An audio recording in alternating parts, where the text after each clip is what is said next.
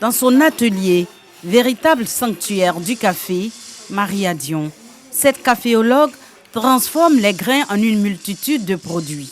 On a deux micro-torréfacteurs, on a un torréfacteur électrique et un torréfacteur à gaz qu'on peut déplacer quand on va voir aussi les producteurs, parce qu'on utilise aussi les feuilles de café pour faire des infusions, mais on utilise aussi la pulpe et la peau de la cerise de café pour faire des infusions. On utilise la fleur de café pour faire du miel de café, mais on va aussi utiliser le marc de café pour faire des produits cosmétiques par exemple.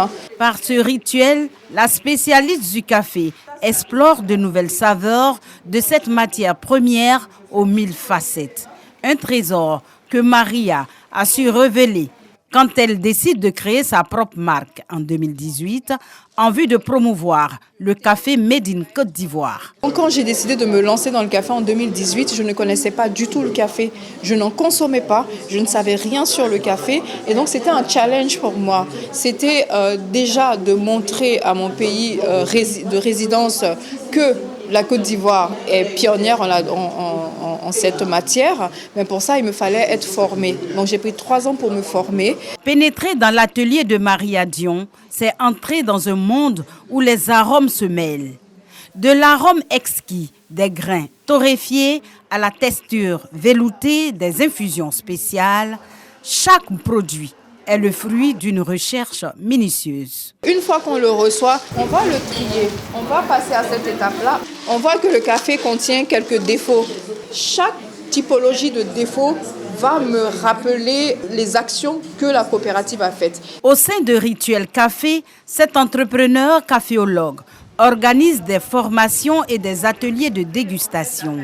Tous les vendredis et samedis, elle accueille les amateurs. On a pris plaisir parce qu'on a découvert toutes les formes de café, le Robusta, Arabica, etc.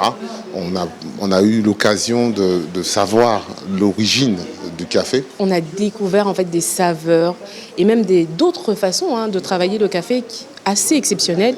Et franchement, c'est vrai qu'on entend parler du café, on le consomme de manière commerciale. Mais là, aujourd'hui, constater que des Ivoiriens travaillent vraiment à l'amélioration des saveurs.